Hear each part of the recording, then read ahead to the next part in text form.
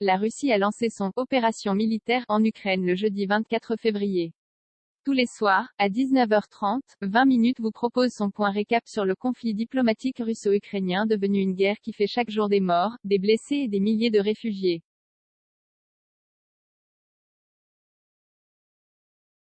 Qui a fait quoi, qui a dit quoi, et qui soutient qui et pourquoi. Vous saurez tout sur l'avancée des négociations et sur les événements de cette crise qui secoue la Russie, l'Ukraine, l'Europe ou encore les États-Unis.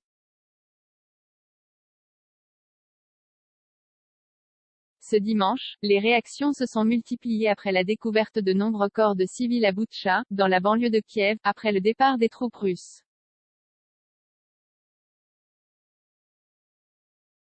Plusieurs dirigeants occidentaux n'ont pas hésité à parler de crimes de guerre, et demandent une enquête de la Cour pénale internationale. Vous avez raté les derniers événements sur les tensions en Ukraine? Pas de panique, 20 minutes fait le point pour vous tous les soirs, à 19h30.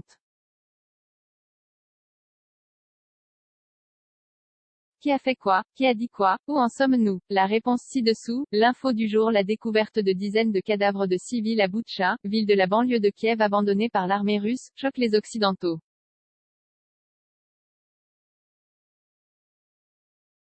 En reprenant la ville, les soldats ukrainiens ont en effet découvert des civils morts, les mains attachées par du tissu blanc, parfois jonchant les rues.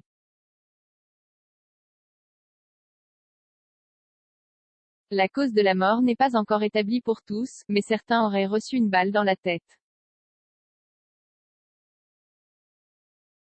Une fosse commune regroupant 57 cadavres a également été découverte par les forces ukrainiennes.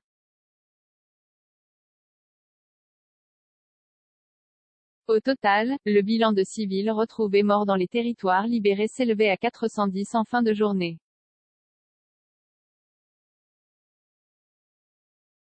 À la suite de Volodymyr Zelensky, qui a accusé la Russie de se livrer à un génocide en Ukraine, de nombreux dirigeants occidentaux ont réagi. Liz Truss, ministre britannique des Affaires étrangères, a été la première à qualifier ces faits de crimes de guerre, pour lesquels elle demande une enquête de la Cour pénale internationale. Berlin puis Paris se sont alignés sur cette demande, sans toutefois que Jean-Yves Le Drian et Emmanuel Macron ne reprennent le terme de crime de guerre.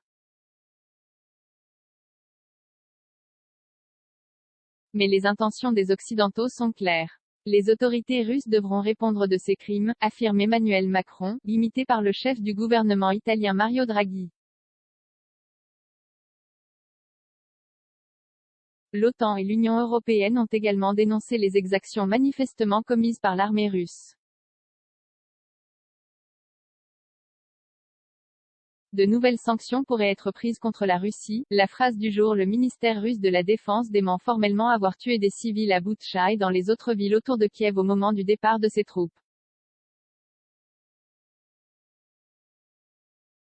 Le ministère a ajouté dans un communiqué que tous les habitants avaient eu la possibilité de quitter librement la localité, vers le nord, alors que les banlieues sud de la ville étaient la cible de tir des troupes ukrainiennes 24 heures sur 24, et que l'armée russe avait distribué 452 tonnes d'aide humanitaire aux civils dans ce secteur.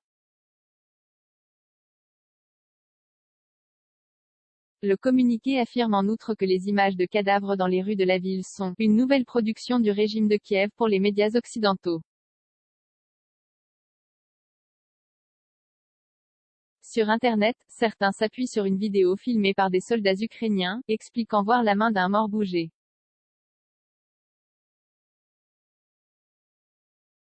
Un simple reflet sur la vitre du véhicule utilisé par les Ukrainiens en réalité. Le chiffre du jour 537.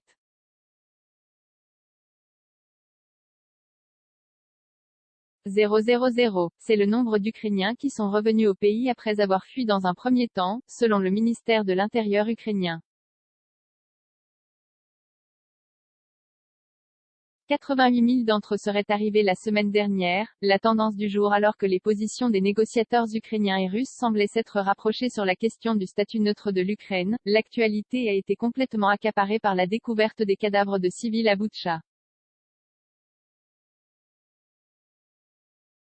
Les demandes de plusieurs dirigeants européens d'une enquête de la Cour pénale internationale viennent s'ajouter à celle de Carla Del Ponte, ancienne procureure à La Haye, qui souhaite un mandat d'arrêt international contre Vladimir Poutine.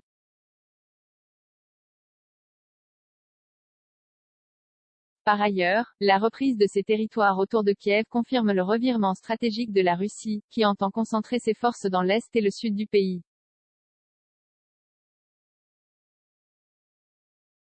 L'armée russe continue toutefois de bombarder des villes situées loin du front. Odessa a ainsi été touchée par plusieurs frappes très tôt ce dimanche matin, visant une raffinerie et un dépôt de carburant.